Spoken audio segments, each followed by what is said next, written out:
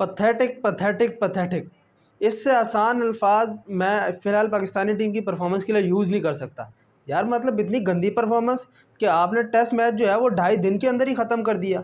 जहाँ एक टीम ने आपको 400 प्लस रन मार दिए एक ही इनिंग के अंदर, वहाँ आपसे दोनों इनिंग में मिला के 400 रन नहीं हो रहे यार। इतनी गंदी परफॉर्मेंस, किसी प्लेयर को समझ ही नहीं आ रही कि यार टेस्ट मैच खेलते कैसे हैं, टेस्ट क्रिकेट होती किस बला का नाम है। आपके बॉलर से बॉलिंग नहीं हो रही, बैट्समैन से बैटिंग नहीं हो रही। उस पिच पे आके इंग्लैंड के ऑली रॉबिन्सन और टर्नर जो है वो 5-5 विकेटें ले रहे हैं और हमारे पेसर से बॉल ही लाइन में नहीं हो रही। एक एक डंडा लेकर साइड में खड़े हैं कि भाई हमने कारनामा अंजाम दे दिया, एक एक विकेट ले लिया यार। इस तरीके की बॉलिंग होती है यार।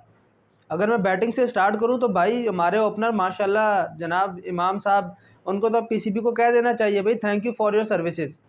बल्कि उनको नहीं, इमामुल्लाह को कहना चाहिए sir thank you for your gift, कि आपने जो एक गिफ्ट हमें दिया। क्या पिंडी के अंदर तो माशाल्लाह 5 टेस्ट मैचेस खेलने हैं और 400 तकरीबन 500 रन बनाए हुए हैं और 3 सेंचुरियाँ भी मारी हुई हैं। अवे के अंदर एक सेंचुरी नहीं हो रही है आपसे, सिर्फ 96 आपका बेस्ट है और आपसे तो 50 नहीं हो रहा। आप तो रिसेंट एक आपने वेस्ट इंडीज़ के खिलाफ 50 मार के एहसान कर दिया हमारे ऊपर।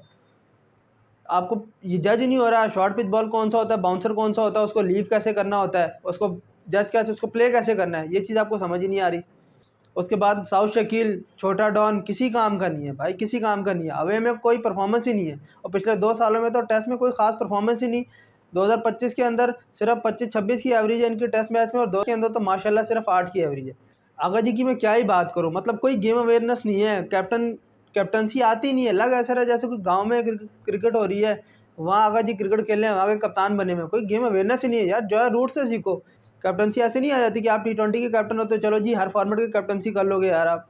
इस तरीके की कैप्टनसी होती है, जो रूट से आप सीखो यार। प्लेयर के लिए सेटअप कैसे करते हैं, उसको आउट कैसे करना है। जो रूट ने आपको पहले इनिंग में भी दिखाया कि भाई प्लेयर, बॉलर के लिए प्लेयर सेटअप किस तरीके से किया जाता है, बॉलर किस तरीके से प्लेयर को फंसाता है, कैप्टनों के साथ मशवरा करता है। जब देखो बॉलर के पास तो जाना ही नहीं हो रहा ना भाई, पीछे खड़े हुए खामोशी से, पीछे खामोशी से खड़े हुए रिजवान के साथ, या तो जब देखो सर पे हाथ होता है या जब देखो चिंगम चबा रहे हैं, रिजवान से हंस के बातें कर रहे हैं यार।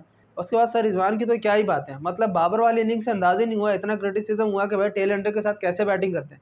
रिजवान भाई को अब भी अंदाज़ा नहीं हुआ, पहले तो खुद अंदाज़ा नहीं हो रहा कि यार आप टेस्ट मैच खेलोगे, T20 थोड़ी खेल लो जो आप पेसर को निकल निकल के छक्के मारने पे जा रहे हो। किस बात की जल्दी है, सुकून से खेलो ना यार पिच के ऊपर खड़े हो गए। 39 बॉल पे आप 41 रन करके आउट हो रहे हो यार, किस बात की जल्दी है। 2.5 दिन पड़े हुए हैं यार, 2.5 ओवर थोड़ी थे, 2.5 दिन पड़े हुए थे। आपको खेलना चाहिए था, पहली बॉल पे सिंगल लेके दे रहे हो भाई टेल एंडर को, खेलो जी आप खेलो। नासिर हुसैन ने भी बाकायदा कमेंट्री के ऊपर तनकीद की, यार जब आप 9वें नंबर पर खेल रहे होते हो ना तो आपको स्ट्राइक अपने पास रखना चाहिए। बाबर वाली इनिंग से अंदाज़ा होना चाहिए था यार, काफ़ी तनकीद हुई थी। लेकिन नहीं, हमारा तो वही हमेशा का है, हमने कुछ नहीं सीखना, किसी से भी कुछ नहीं सीखना। ठीक है, वही हुआ 9वें नंबर के प्लेयर को आपने पहली बॉल पे सिंगल लेके स्ट्राइक दे दिया। पहले तो वो जहाँ तक बचता रहा, एंड में वही हुआ, वो आउट हो गया। एक तो वैसे ही टेल एंडर से हमारे बैटिंग नहीं हो रही, दूसरा टेल एंडर देखो 22-22, 25-25, 30-30 रन करके जा रहे हैं यार। आर्चर को आप देखो किस तरीके की बैटिंग करके जा रहा है। हमारे टेल एंडर वहीं के वहीं खड़े हुए हैं जहाँ पहले खड़े हुए थे। वेस्ट इंडीज़ की सीरीज़ में भी यही हुआ कि हमारे टेल एंडर से कोई स्कोर नहीं हो सका, वो वहीं के वहीं खड़े हुए थे, आते थे 2-3 बॉलों में आउट हो जाते थे। यहाँ भी यही सिनेरियो। मतलब आप थोड़ी बैटिंग सीखो यार, टेस्ट मैच के अंदर तो आजकल तो टेल एंडर 50-50, 100-100 मार रहे होते हैं, आपसे बैटिंग ही नहीं होती यार। अली उस्मान भाई आपकी बॉलिंग नो डाउट बहुत बेहतरीन थी, आपने 5 विकेटें ली, आपने अपनी सिलेक्शन को सही साबित किया। बजाय इसके कि आप अपनी सिलेक्शन, जो आप पे तनकीद हो रही थी कि भाई इंग्लैंड तो पेसर्स के साथ जा रहा है, आप स्पिनर के साथ क्यों जा रहे हो, आपने अपनी सिलेक्शन को बिल्कुल दुरुस्त साबित किया ऐसी पिच के ऊपर जहाँ पेसर्स को फ़ायदा था। पेसर्स के लिए बॉल टर्न हो रहा था, बॉल सीम हो रहा था, जहाँ पेसर्स को फ़ायदा था वहाँ आपने बेहतरीन बॉलिंग की, 5 विकेटें आपने हासिल की हैं। लेकिन भाई आपको एज ए बॉलिंग ऑलराउंडर लेकर गए हैं, आपको बैटिंग सीखनी होगी, बैटिंग करनी होगी, वरना फिर आपसे तो बेहतर मैं इस तरह फिर कह दूँ कि नोमी चाचू थे, विकेट तो वो भी ले लेते, लेकिन कम से कम वो साथ तो देते थे। ये साजिद का टप्पा बाहर बैठाया हुआ है, उसको खिला लेते यार, विकेटें तो उसको भी मिलनी है, लेकिन वो बैटिंग तो कर जाता है, कम से कम 30-35 रन अच्छे तो कर जाता है, किसी बैट्समैन के साथ खड़ा हो जाता है, थोड़ी पार्टनरशिप अच्छी बिल्ड कर लेता।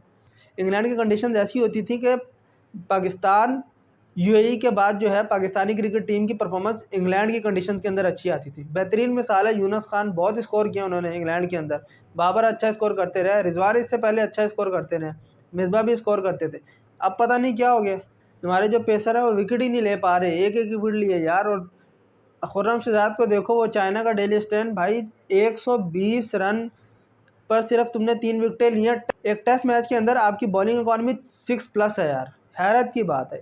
ऐसी कंडीशन के अंदर जो सीमर्स को फेवर देती है वहाँ आपकी इकॉनमी 6+ है। मतलब इससे कोई बुरे हालात हो सकते हैं पाकिस्तानी क्रिकेट टीम के लिए। ग्राउंड बिल्कुल खाली हैं, आधे आधे ग्राउंड खाली हैं। इंग्लैंड के अंदर ये होता था कि भाई आधे ग्राउंड बिल्कुल मुकम्मल फुल होते थे, लोग आते थे, बाकायदा इंटरेस्ट लेते थे टेस्ट मैच के अंदर। लेकिन यहाँ पता है क्राउड को कि भाई यहाँ पे जो है वन साइडेड मैचेस होने हैं, और वही हुआ। देखा 2.5 दिन के अंदर ही टेस्ट मैच खत्म हो गया, जहाँ एक इनिंग में 400 स्कोर हुआ, दूसरी टीम परफॉर्म ही नहीं कर सकी। तो मतलब उसमें दूसरी टीम का कसूर है, उसमें कोई पिच का कसूर नहीं, कोई कंडीशंस का कसूर नहीं। इस मैच के हवाले से आपकी क्या राय है? नेक्स्ट मैच के अंदर क्या कम्बिनेशन होना चाहिए, किसको बाहर करना चाहिए, किसको टीम में शामिल करना चाहिए? आपकी इस हवाले से क्या राय है? कमेंट्स में ज़रूर बताइएगा।